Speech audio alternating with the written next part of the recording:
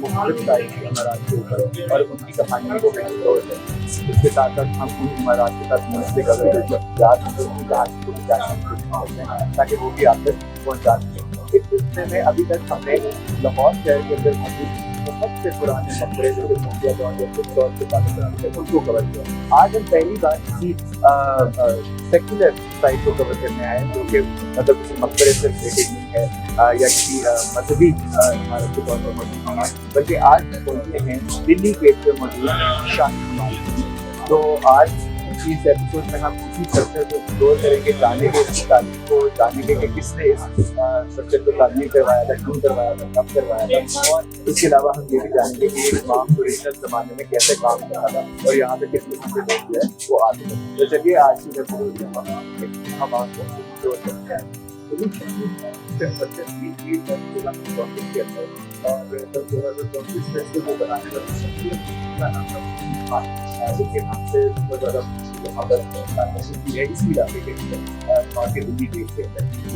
हमाम कहानी जानने से पहले ये बहुत जरूरी है कि हम वजीर खान की कहानी को थोड़ा सा एक्सप्लोर कर लें और जाने के वजीर खान कौन थे और इतना बड़ा हमाम जो है वो उन्होंने की तारीफ कर रहा है। तो अगर हम बात कर ले वजीर खान की, वजीर खान का असल नाम था वजीर खान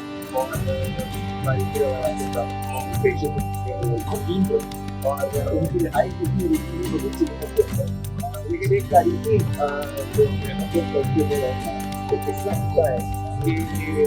ऐसा बनता है जब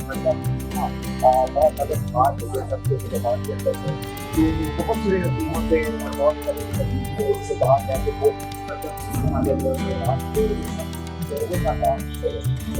कोई भी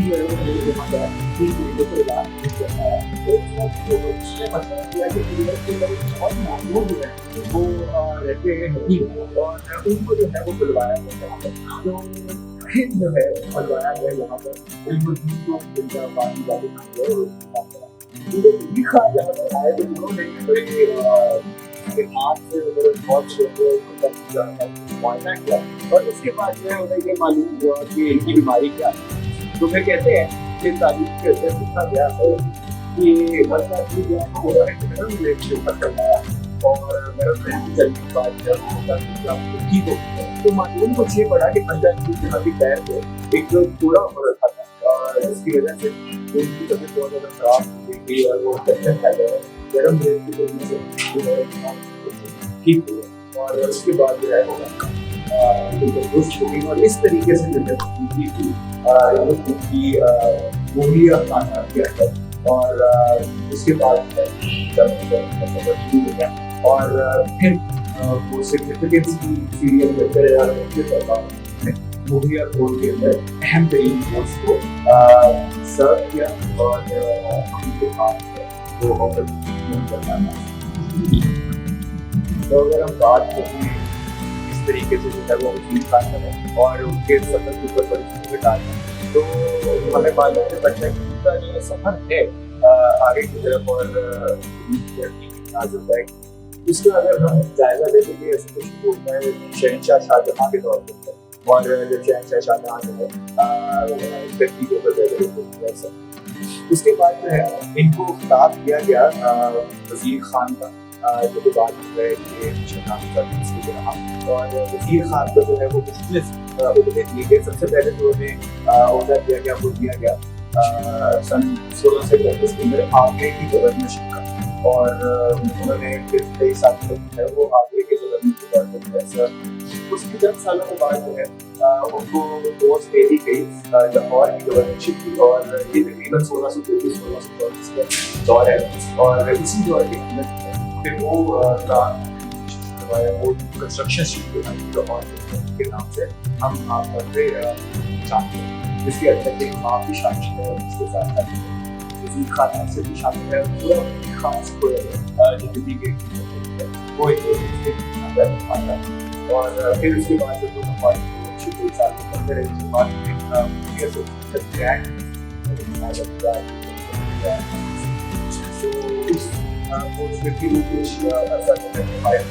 अपनी वफात से कुछ तकरीबन 2 साल पहले वो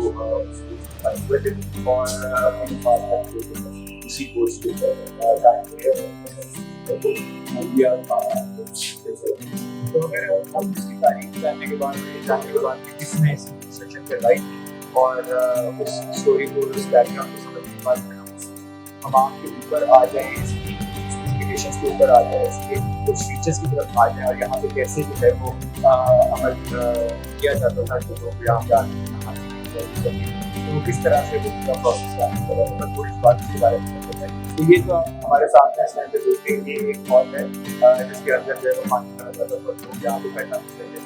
जैसे कि आपने अक्सर देखा होगा वो सोना बाग जो है वो दिखाने में ऐसा सीन यहाँ पर था और लोग यहाँ पर आके बैठ जाते थे। तो इसके अलावा यहाँ पर आते कुछ कपड़े होते होंगे, ये वो कपड़े जहाँ पर लोग अपना इंसान किया करते थे, अपने कपड़े वगैरह वहाँ पर हाथ करते थे। और इसके अलावा जिस रास्ते से अभी हम होके आए हैं वहाँ पर जो है वो सबसे पहले कुछ सर्वेंट्स से हम आपके काम करते हैं, वो उनको जो है वो ग्रीट करते थे और उनसे जो है वो पहली इंटरेक्शन में हम आपको उन्हीं लोगों से यहाँ पर आता करते थे और वो लोग जो है उसको दिया साबुन वगैरह। इसके अलावा वो जिस तरह आपकी ऑनलाइन सर्टिफिकेट दी जाए तो वहाँ पर जो है आपको किस सर्विसेज के बारे में बताया जाता है, तो वो लोग जो है वो उन सर्विसेज के बारे में बताते हैं जो इस हम आपके अंदर। इसके बाद में जब पूरी जांच है कि उनको क्या चाहिए, कोल्ड बाथ चाहिए, हॉट बाथ चाहिए, तो फिर वो उस तरह से जो है उनके लिए उस बात को अरेंज करते थे और वहाँ से वो सारा सामान वगैरह साबित बात है यहाँ पर अपने कपड़े तब्दील किया करते थे और अपनी बारी का इंतजार किया करते थे, कितना की बारी है इस हमाम को वो अपना जो बात है ये हमाम बहुत ज़्यादा स्ट्रेटेजिक प्लेस है और बहुत ज़्यादा स्ट्रेटेजिक लोकेशन पे मौजूद है। तारीखी तौर पर भी और आज के बाद तो जैसे कि अभी अपना गेट के लागे तो जैसे भी आप दिल्ली गेट से अंदर एंटर होंगे तो यहाँ पर आपको ये डिफाइन साइकिल साथ ही अक्सरी बिजली भी मौजूद है और इसके अलावा जो है पुराने जमाने के शाही की वजह रॉयल ट्रेन तो वहाँ से जितने भी दोस्त जो है वो आते थे मार्केट से लाहौर से तो पहले ताकि यहाँ से फ्रेश होके जो है वो गुजार मेरे लोग आज बटे जो भी खाए तो इस लिहाज से ये रिलेशन की ताकि करवाया जाता है ताकि ये जो है वो जनरल पब्लिक को सर्व कर सके और जनरल पब्लिक इसका फायदा उठा सके, क्योंकि ये जो हमारा है ये ऊपर की बहुत यहाँ पर कोई भी आ सकता था इंसान गुसल करने को और एक्सेसिबिलिटी को और इंक्लूसिवनेस को मज़ीद बढ़ाने के लिए इस हमाम के अंदर कई वीडियो जो है फोकस के मर्दों के लिए और कई वीडियो जो है फोकस के ख़वातीन के लिए। तो अपने अपने मखसूस दिनों के अंदर यहाँ पर हमारे पास दो आकर दूसरे और इस तरह से जो है कि पूरे शहर को और शहर के अंदर आने वाला उनको भी नहीं कर पाता था। अब यहाँ से ये बात भी नोटिस करती है कि जिस तरह से इस बात को बहुत ज़्यादा यकीनी बनाया गया कि ख़वातीन यहाँ पर गुसल कर सकें, इसी तरीके से इस बात को बनाया गया कि यहाँ पर हर कुमाश को हर सबसे कैटेगरी के लोग जो है यहाँ पर गुसल कर सकें। तो इसी सिलसिले के अंदर फिर यहाँ पर ये भी यकीनी बनाया गया कि जो रेट्स हैं लोग यहाँ पर नहाने के इस्तेमाल करें उसके रेट्स बहुत ज़्यादा कम और वो रेट्स जो है वो डॉमिनेट तो चाहे कोई अमीर हो चाहे कोई गरीब हो तो शख्स यहाँ पर आके जो है आराम से अपने आप को प्रेशर आता है और ये है इसके अंदर तरह तरह और सबसे आप चाहते हैं वहाँ पे आप लोकेशन करना तो ये सारी सर्विसेज जो है वो पैकेजेस तो ताकि लोग यहाँ पे आए हो उस हिसाब से जो है इसको और ये बेहतर मौके और यहाँ पर जोरों शोर से रहा और मुगलों का यहाँ पे राज था उस जमाने में भी काफ़ी एक्टिव होना था और शहर भी काफ़ी इम्पोर्टेंट हुआ लेकिन फिर जैसे ही मुगलों का दौर खत्म हुआ और जब ये कमजोर हो गए तो वैसे ही काफ़ी दिक्कत है वो हाजिरा का शिकार हो गए और हमें पता लगता है कि जैसे ही मुगल दौर खत्म हुआ तो फिर जहाँ पर मुख्तलिफ लोगों ने जो है वो चीज़ें कोशिश कुछ लोगों ने यहाँ से इसका मैकेनिज्म लगा हुआ था यहाँ पर पानी का या वैसे ही पानी की जो सप्लाई का वाला था उसको निकाल लिया। वो फिर 19वीं सदी तक वैसे 19वीं सदी तक ही ये हमाम का ये फंक्शन सही रहा है, जो फंक्शनैलिटी खत्म हो गई। उसके बाद अंग्रेज को के अंदर ये इमारत मुख्तलिफ पर्पसेस के लिए यूज होती है, जहाँ पे रेजिडेंसेस भी बना जमाने में, जहाँ पे उनके अवसर वगैरह जो रहा। फिर पार्टीशन के बाद जो है इस रहा है जैसे और कुछ इसके कपड़े भी काफी सारे वहाँ पर जो है बाद में फिर कुछ दुकानें वगैरह कुछ रिहाइश भी बहुत तैयार होती है वहाँ पर, और फिर काफी अर्से तक ऐसे ही रहा। लेकिन सन 1991 के अंदर जो है एक यहाँ पे कोशिश की गवर्नमेंट की चाहिए ये वो यहाँ पर है थोड़ी बहुत रेस्टोरेशन कर रहे हैं, लेकिन इस रेस्टोरेशन का फायदा करना पड़ा और यहाँ पर जो है खतरा है इसकी वजह से इसका ओरिजिनल स्ट्रक्चर था वो काफी और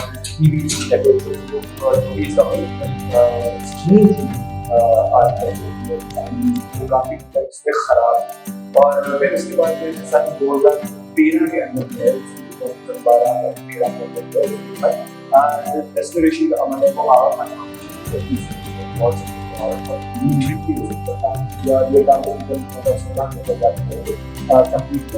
और इस पूरे प्रोसेस की आज यहाँ पे जो सारा रेस्टोरेशन का अमल है उसको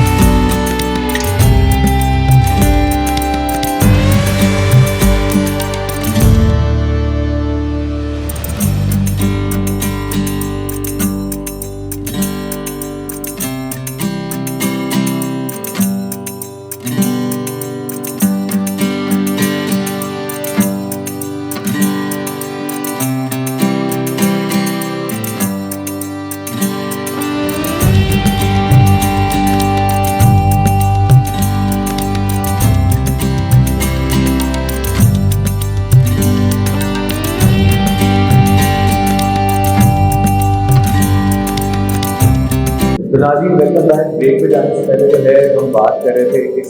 शाही इमाम के बारे में और शाही इमाम की हिस्ट्री से मुताबिक बात कर रहे थे और इसके कुछ फीचर्स के मुताबिक हमने बात की, जहाँ सर्विसेज प्रोवाइड की जाती है उसके बारे में बात की। अब हम थोड़े से इसके कुछ फीचर्स की डिटेल में बात कर रहे थे। तो इस टाइम हम हमाम के जिसके अंदर मौजूद है वहाँ पर जो है कुछ छोटे छोटे जो है वो हॉल स्थापित करवाए गए थे, जैसे कि आप देख सकते हैं इन हॉलों के अंदर जो ठंडा पानी रखा जाता है वो मिलाना बात से भी आती है, कोई बात नहीं आती है उनके लिए ये यहाँ से पानी लाने के लिए यहाँ पे सुराख दिए स्लाइड, तो पानी कहाँ से जो है वो नीचे आता था और इस तरीके से जो है ये तालाब वहाँ पर भर जाता है। और इसके अलावा जो है हम एक और ये अगर नीचे टनल मौजूद है तो ये टनल जो है कि अंडरग्राउंड पानी की मूवमेंट है उसके लिए यहाँ पे यूज़ की जाती है। इसके लिए जो है वो निकास के आप के लिए जो है वो ये चीज़ें इस्तेमाल की जाती है और पानी की सप्लाई के लिए ये टनल हैं जो अंडरग्राउंड ये यूज़ किया जाता है। तो ये पूरा जो कमरा है ये कोल्ड बाथ के लिए अगर हम इमाम के एक और हिस्से को कवर कर लें और उसकी फंक्शनैलिटी के बारे में बात कर लें तो इस टाइम पे हम मौजूद हैं इस हमाम के गर्म खाने के अंदर, यानी वो जगह जहाँ पर जो है गर्म पानी जो है वो पहुँचाया जाता था और यहाँ पर लोगों का मसाज और मालिश वगैरह होती थी। ये जो प्लेटफॉर्म आप सामने देख रहे हैं इसके ऊपर जो है लोगों को लिटा कर उनकी मालिश वगैरह की जाती थी और गर्म पानी से जो है वो टकोरें की जाती थी और इसी प्लेटफॉर्म के ऊपर जो है वो लोग यहाँ पर लेट जाया करते थे जो यहाँ पर ये सर्विस लेने आते थे। हमारे देखने के लिए और किस तरह से यहाँ पर जो है वो मैकेनिज़्म यहाँ पर काम करता था उसके लिए जो है जब रेस्टोरेशन होती थी यहाँ पर तो WCLA और खान फाउंडेशन वालों ने जो है ये नीचे से कुछ जो एरिया है इसको एक्सकवेट कर दिया, इसको क्लियर कर दिया ताकि हम इसका ओरिजिनल स्ट्रक्चर और उसकी वर्किंग किस तरह से हो सकती है उसको देख पाएँ इस तरीके से। और ये जो अब बीच में एक छोटी सी चीज़ गुजारी, ये एक फाउंटेन था जहाँ से पानी आया करता था ऊपर, और नीचे जितनी भी आप चीज़ें देख रहे हैं यहाँ पर पानी अंडरग्राउंड जो है वो सप्लाई आती थी यहाँ पर पानी। और फिर यहाँ से जब पानी निकलता था तो यहाँ पर जो लोग लेटे होते थे उनको सर्व करने के लिए वो पानी यूज़ किया जाता था। इसके अलावा अगर आप इसका ऊपर स्ट्रक्चर देखें तो आज तो उसके ऊपर कोई ऐसा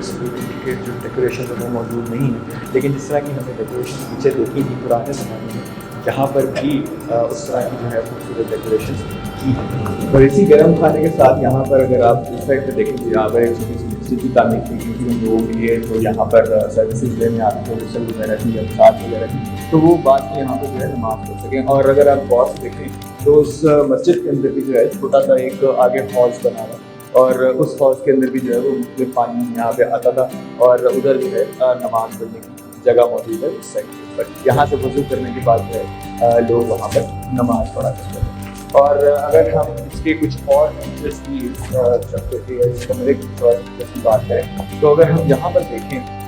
तो यहाँ पर आपको देखें कि कुछ निकासी के आग या जो पानी के आने के कुछ आपको वेज यहाँ पर यहाँ पर भी पानी जो है वो आया करता है, और उस गर्म पानी के जो है वो गर्मी भी पैदा की जाती है, वो पानी इस्तेमाल भी किया जाता है। और इसी कमरे के आगे जो है एक और कमरा मौजूद है जो कि इस हमाम का सबसे गर्म तरीन कमरा था, और ये वो कमरा था जहाँ पर सोना बात प्रॉपर फील आती थी कि यहाँ पर जो लोग बैठते थे उनको भाप लगती थी जिस तरीके से, मतलब वो लोग बैठते हैं, आपने देखा होगा उसे कुछ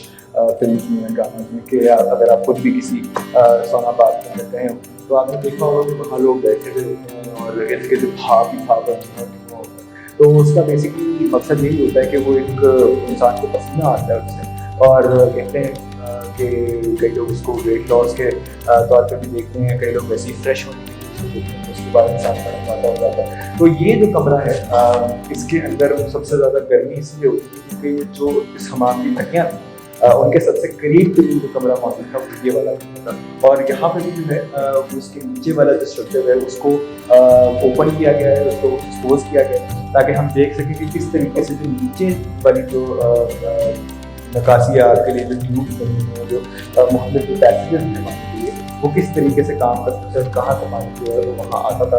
और फिर जो है उसके ऊपर यहाँ पर बिल्कुल वैसा ही प्लेटफॉर्म था उस कमरे में है, और उसके ऊपर जो है लोग बैठ के इंजॉय किया करते थे, और पानी की मदद से ही, भाप और पानी की मदद से, गर्म पानी की मदद से इस पूरे कमरे को गर्माया। अब अगर हम इस हमाम की रेस्टोरेशन प्रोसेस के बारे में भी साथ साथ बात करते जाएं तो एक बहुत इंटरेस्टिंग बात जो मैं आपको बताना चाहूँगा वो ये है कि जब इस हमाम की रेस्टोरेशन की जा रही थी तो उसके अंदर बहुत सारी अहम चीज़ों का जो है वो ख्याल रखा गया था। आम तौर से जो है गुमान किया जाता है कि जो यहाँ पर रेस्टोरेशन जॉब्स होती हैं पाकिस्तान के अंदर, उनके अंदर इतना ध्यान नहीं दिया जाता है इमारत के ऊपर और उनकी तारीख़ के ऊपर या उनके पर्पज़ के ऊपर, जो कि किसी हद तक दुरुस्त भी है। लेकिन जब इस हमाम की रेस्टोरेशन का जो प्रोसेस है वो शुरू किया गया था तो उससे पहले काफ़ी अरसे तक जो है इसके ऊपर बहुत ज़्यादा रिसर्च की गई थी और उसके लिए बहुत ज़्यादा टूल्स भी यूज़ किए गए थे। तो इसकी जितनी भी बुनियादें हैं, इसकी दीवारें हैं, उन सब की जो है वो प्रॉपर स्कैनिंग की गई थी मुख्तलिफ इंस्ट्रूमेंट्स के साथ, ताकि जो इसके मुख्तलिफ फ़ीचर्स हैं, इनके यूजेजेस हैं, यहाँ पे खुदाई करने से पहले भी जो है इसकी पूरी अंडरग्राउंड मैपिंग भी जो है वो की गई थी, ताकि हर उस चीज़ का ख्याल रह सके, जो भी इसके अंदर स्ट्रक्चर्स थे, जो भी मैकेनिज़्म की जो चीज़ें यहाँ पर बची हुई थी उनको किसी किस्म का नुकसान ना पहुँचे। और उस रेस्टोरेशन का फ़ायदा ये हुआ, उस एफ़र्ट का फ़ायदा ये हुआ कि आप हमारे सामने जो स्ट्रक्चर्स देख रहे हैं नीचे, ये जो है हमें काफ़ी हद तक अच्छी सर्वाइविंग हालत के अंदर मिल गए। अभी हम हमाम के जिस इलाके के अंदर हैं, जिस एरिया के अंदर हैं, ये हमाम जो है ये बेसिकली पानी की यहाँ से एक नदी छोटी सी आप समझ लें गुजरती थी यहाँ से। यहाँ पर जो है एक पूरा पैसेज था पानी का, आप उसको नहर कह लें, थोड़ी सी नाली कह लें, जो मर्ज़ी कह लें। तो वहाँ पर जो है गर्म पानी जो है वो यहाँ पर होता था, आके छतों से जो है ठंडा पानी यहाँ पे नीचे गिरा करता था। और ये जो आप नीचे सुराख देख रहे हैं, ये इनके नीचे भट्टियाँ हुआ करती थी कि जिनके ऊपर नीचे आग जला के यहाँ पे गर्मी पैदा की जाती थी, इस फर्श को गर्म किया जाता था। और फिर जो ऊपर से ठंडा पानी नीचे आता था उसको गर्म किया जाता था, और फिर इस तरीके से वो यहाँ से बहता हुआ पानी जो है वो हमाम के अंदर चला जाता था ताकि उसका इस्तेमाल किया जा सके। तो अब हम हमाम के उस हिस्से के अंदर मौजूद हैं जहाँ पर इंडिविजुअल आप समझ लीजिए जो लोग लोटे या किसी बर्तन के साथ जो है वो नहाने के लिए यहाँ पर आते थे या इंडिविजुअली नहाना चाहते थे, तो उनके लिए यहाँ पर जो है छोटे छोटे जो है वो प्लेटफॉर्म्स बने हुए थे जिसके ऊपर बैठ के वो नहा सकते थे। अगर साबुन वगैरह का इस्तेमाल करना तो वो कर सकते थे, क्योंकि हमाम के अंदर तो सारे जो है वो एक साथ बैठे होते हैं, कम्युनिटी बैठे होते हैं, तो उसके अंदर तो साबुन वगैरह नहीं इस्तेमाल किया जा सकता वरना हमाम का पूरा पानी गंदा हो जाएगा। तो ये एक इंडिविजुअल बाथ्स का इलाका था कि या एरिया था जहाँ पर आके लोग इंडिविजुअली जो है वो नहा सकते थे। अगर आप उसकी एक रिप्रेजेंटेशन देखना चाहते हैं कि किस तरीके से यहाँ पे होता था, तो इस पैनल के ऊपर जो है वो बड़े अच्छे तरीके से जो है उन्होंने दिखाया हुआ है बना के कि किस तरीके से यहाँ पर जो है वो लोग आकर नहाया करते थे इंडिविजुअली। तो जब इस हमाम के अंदर रेस्टोरेशन की जा रही थी तो इसके अंदर बहुत सारी चीज़ें थी जिनको प्रिजर्व करने की बहुत ज़्यादा ज़रूरत थी, या जिनको रिस्टोर करने की या प्रोटेक्ट करने की बहुत ज़्यादा ज़रूरत थी। और उनमें से सबसे ज़्यादा जो अहम चीज़ थी वो थी इस इमारत के अंदर हुआ हुआ नहायत खूबसूरत फ्रेस्को वर्क, जो कि पेंटिंग का काम आप यहाँ पे देख सकते हैं। और अगर हम ज़्यादा अच्छे तरीके से देखना चाहें तो इस वाले जो कमरे के अंदर या इस वाले हॉल के अंदर जो है वो आपको उसके सबसे ज़्यादा अच्छे मनाज़िर जो है वो दिख जाएंगे। तो बेसिकली फ्रेस्को वर्क जो है इसी किस्म की पेंटिंग का काम होता है, जिसके अंदर जो है वो पेंट का इस्तेमाल करते हुए डेकोरेशन की जाती है। और ये मुग़ल इस्टेब्लिशमेंट्स के अंदर, मुग़ल बिल्डिंग्स के अंदर, मुग़ल मकबरों के अंदर भी और किले वगैरह के अंदर भी जो भी इमारत मुग़लों ने अपने दौर में बनाई हैं उसके अंदर फ्रेस्को वर्क जो है वो काफ़ी ज़्यादा हमें नुमाया नज़र आता है। तो इसका जो फ्रेस्को वर्क था इसकी रेस्टोरेशन के ऊपर जो है वो बहुत ज़्यादा एफर्ट लगी, क्योंकि over the period of time बहुत सारी चीज़ें जो बहुत सारा इसका फ्रेस्को वर्क है वो मुख्तलिफ लेयर्स के अंदर जो है वो दब चुका था। इसके ऊपर चूना फेरा गया था एक ज़माने में, किसी ने यहाँ पर चूना फेर दिया, किसी ने कुछ और फेर दिया, तो इसमें से काफ़ी सारा जो काम है वो नीचे दब चुका था। तो फिर जो है जब रेस्टोरेशन का यहाँ पर प्रोसेस शुरू कराया गया तो फ्रेस्को एक्सपर्ट्स बुलाए गए श्रीलंका से, और फिर उन्होंने काफ़ी अरसे तक इसके ऊपर काफ़ी मेहनत की और फिर उसके बाद जाके जो है हमें ये इसकी रिस्टोर शक्ल में जो यहाँ पर हमें फ्रेस्को वर्क नज़र आ रहा है वो उस एफर्ट की मरहूने मिन्नत है। वरना इन फ्रेस्को पेंटिंग्स के ऊपर और इन सारे फनपारों के ऊपर जो है वो चूना या सफ़ेदी फेर दी गई थी एक टाइम के ऊपर। अभी हम वापस जो है वो उस हमाम के अंदर या उस बात के पास जो है वो वापस आए हैं जहाँ से हमने इस सफ़र का आगाज़ किया था, जो सबसे पहले एंट्रेंस के बाद आपको दिखाई देता है। तो अगर हम यहाँ पर खड़े होकर आपको थोड़ा सा इसका आर्किटेक्चर समझाने की कोशिश करें तो ये हमाम जो है बेसिकली एक सीरीज़ है 21 कमरों की, जो कि आपस में इंटरकनेक्टेड है मुख्तलिफ ये आर्चेज़ और गेटवेज़ और पाथवेज़ के थ्रू। और इसके अंदर जो है कुछ मेजर हमाम्स हैं और बाकी जो है कुछ छोटे छोटे कमरे हैं जिसके अंदर लोग कपड़े तब्दील कर सकते थे या इंडिविजुअल लोग नहा सकते थे। तो इस तरीके से 21 कमरे हैं और एक 22वां एडिशनल कमरा वो मस्जिद थी जो मैंने आपको पहले दिखाई। अब इसके बाद अगर हम बात कर लें कि इसका कितना एरिया है तो तकरीबन ये 1050 स्क्वायर मीटर के ऊपर जो है वो फैला हुआ है ये हमाम टोटल, जो कि काफ़ी बड़ा इलाका बनता है। और उसके अलावा अगर हम इसके फ्लोर्स की बात कर लें तो इसके अंदर एक ही सिंगल स्टोरी ही था ये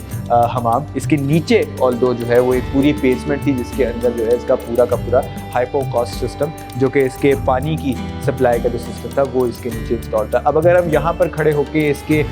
जो मुख्तलिफ हमाम हैं उनकी स्कीम देख लें आर्किटेक्चर क्या है, तो उसके अंदर हमें पता लगेगा कि ये वाला कमरा और इसी तरह जो हमने बाकी हमाम जो जिसके अंदर बाथ्स है वो वाले कमरे जो हैं वो ऑक्टेगनल हैं, यानी कि 8 कोनों वाले कमरे हैं। और इस तरह आप देख सकते हैं कि 4 जो है वो मेन साइड्स हैं जिनके ऊपर ये बड़ी वाली आर्चेस हैं सेंटर में, जिनके ऊपर बड़ी ही खूबसूरत जो है वो शबीह जो है वो बनी हुई है, जिस तरह फरिश्ते होते हैं, कुपरियाँ होती हैं, तो इस तरह की जो है वो तस्वीरें बनी हुई हैं उनके ऊपर। इसी तरह की डेकोरेशन जो है इस आर्च के ऊपर भी हुई है, उस आर्च के ऊपर भी और उस आर्च के ऊपर भी। तो ये मेन आर्चेस हैं और इनके बीच में अगर हम देखें तो यहाँ पे जो है ज्योमेट्रिक वर्क और फ्लोरल पैटर्न्स के साथ जो है वो डेकोरेशंस की गई हैं। यहाँ तक जो है वो सर्वाइव कर रहा है, नीचे जो है वो ख़त्म हो चुका है अब इस टाइम पे। और इसी तरह की जो है वो क्रिएशन जो है वो बाकी साइडों के ऊपर भी इसी तरह का काम जो है डेकोरेशन का बाकी साइड्स के ऊपर भी किया गया है। और अगर हम ये बीच में छोटे वाले जो चीज़ें हैं उनकी बात कर लें तो उनके अंदर हम देख सकते हैं कि छोटी आर्चेज़ हैं और ये छोटे कमरों के अंदर लीड करती हैं, या फिर जो है वहाँ से जो छोटी राहदारियाँ मुख्तलिफ एरिया में जो है हमाम के जाती हैं वहाँ पर लीड करती हैं। और उनके ऊपर जो डेकोरेशन हुई है वो भी फ्लोरल डिज़ाइन है, फ्लोरल पैटर्न है, लेकिन उनके ऊपर हमें शक्लें दिखाई नहीं दे रही जिस तरह के इन आर्चेज़ के ऊपर जो है दिखाई दे रही है। अब अगर हम ऊपर देख लें इस आर्चेस के लेवल से ऊपर एक दफ़ा देख लें तो हमें नज़र आएगा कि ऊपर वाला जो पोर्शन है गुंबद का और नीचे वाले पोर्शन के बीच में एक छोटी सी डिवीजन है, एक पट्टी है जो यूं साथ साथ जा रही है इसके 8 कोनों के ऊपर। और उस पट्टी के अंदर जो है वो बहुत सारा डेकोरेटिव वर्क हुआ हुआ है। उसके अंदर ग्रीन कलर को जो है एज अ बैकग्राउंड यूज़ किया गया है और उसके against yellow red main colours हैं और उसके अलावा सफ़ेद के साथ साथ कुछ और कलर्स के साथ जो है वो कलर पैलेट इस तरह का कलर पैलेट जो है वो यूज़ किया गया है। और उसके ऊपर जो एक छोटा सा जो है वो बॉर्डर इस्तेमाल किया गया है जिसके अंदर वाइट और ब्लैक रंग का जो है वो इस्तेमाल किया गया है। और उसके ऊपर अगर हम देखें तो बहुत ही ज़्यादा कॉम्प्लिकेटेड डिज़ाइन है इसके ऊपर वाला। उसके अंदर जो है वही 8 साइड्स, जिस तरह 8 आर्चेस नीचे हैं उसी तरह 8 रोशनदान है हर आर्च के ऊपर। और उस रोशनदान के ऊपर जो है वो एक और लेयर बनाई गई है आर्ट वर्क की, डेकोरेशन की। और उसके साथ साथ जो है हर रोशनदान के साथ एक इस साइड पर और एक इस साइड के ऊपर जो है वो फर्जी या नुमाइशी रोशनदान जैसे होता है वो बनाया गया है और उसके अंदर जो है वो फ्लोरल डिज़ाइन बनाए गए हैं। लेकिन अगर हम उसके साथ देखें तो बीच में इन सब रोशनदानों के बीच में एक और डिवीज़न जो है वो बनाई गई है जिसके अंदर जो है और किस्म की जो है वो आर्ट वर्क किया गया है। अब अगर आप गौर से देखें तो यहाँ पर आपको जो स्ट्रक्चर नज़र आ रहा है इन छोटे पैचेस के अंदर, इन छोटी जो बाहर को निकली हुई आर्चेस हैं इनके अंदर वो स्ट्रक्चर कहलाता है मुकर्नस। और अगर आप इसको गौर से देखेंगे तो वो बी हाइव या मक्खी के छत्ते जैसा जो स्ट्रक्चर है वो आपको नज़र आ रहा होगा। ये जो टेक्निक है कंस्ट्रक्शन की है, डेकोरेशन की है, एसेंशली ये इंस्पायर्ड है पर्शियन स्टाइल से और ये मुगलिया कंस्ट्रक्शंस के अंदर, मुगलिया बिल्डिंग्स के अंदर बहुत कॉमनली यूज़ की जाती थी। ये छतों के साथ साथ आमतौर पर या दरवाज़ों के साथ साथ ऊपर वाली साइड पर ये डेकोरेशन स्कीम जो है यूज़ की जाती थी और इसको मुकर्नस कहते हैं। और उस मुकर्नस के नीचे जो है वो फिर वही फ्लोरल पैटर्न बनाए गए हैं। और ये सारी जो आर्चेस हैं रोशनदान वाली और रोशनदान के बगैर वाली, ये ऊपर जाके मिल जाती हैं गुंबद के स्ट्रक्चर के अंदर। और गुंबद के अंदर जो है वो इसी तरह का, जिस तरह के इन आर्चेस के अंदर डेकोरेटिव काम किया गया है उसी तरह का काम जो है वो उसके अंदर भी किया गया है। और ये ज्योमेट्रिक पैटर्न जो आप देख रहे हैं जिसके अंदर मुख्तलिफ लाइंस आती हैं उभरी हुई किसी सरफेस के ऊपर और उनके ऊपर जो है फिर पेंट किया जाता है, ये एक तरह से ट्रेडमार्क मुगल जो है ज्योमेट्रिक पैटर्न्स का स्टाइल है। और ये सारी लीड करती है बीच में गुंबद के सेंटर के ऊपर जिसको खुला छोड़ा गया है मज़ीद रोशनी के लिए और मज़ीद डेकोरेशन के लिए, ताकि यहाँ पर हर तरफ से जो है रोशनी दिन के तकरीबन हर टाइम जब तक सूरज बाहर रहे तो वो यहाँ से रोशनी आती रहे। और उसके अंदर भी आप देखेंगे कि 8 ही कोने हैं, उस गुंबद के भी 8 ही साइड्स हैं और हर साइड के ऊपर जो है वो एक अलग किस्म की जो है वो पेंटिंग की गई है और डेकोरेशन उसके साथ की गई। और ऊपर जो उसके स्ट्रक्चर है वो प्रॉबेबली मॉडर्न दौर के अंदर इंस्टॉल किया गया, जो खिड़कियाँ लगाई गई हैं। इसके अलावा जो खिड़कियाँ यहाँ भी लगी हुई हैं बीच वाली आर्चेस के अंदर, ये भी प्रॉबेबली बाद के अंदर ही इंस्टॉल की गई हैं। तो ये बेसिकली ये सबसे बड़ा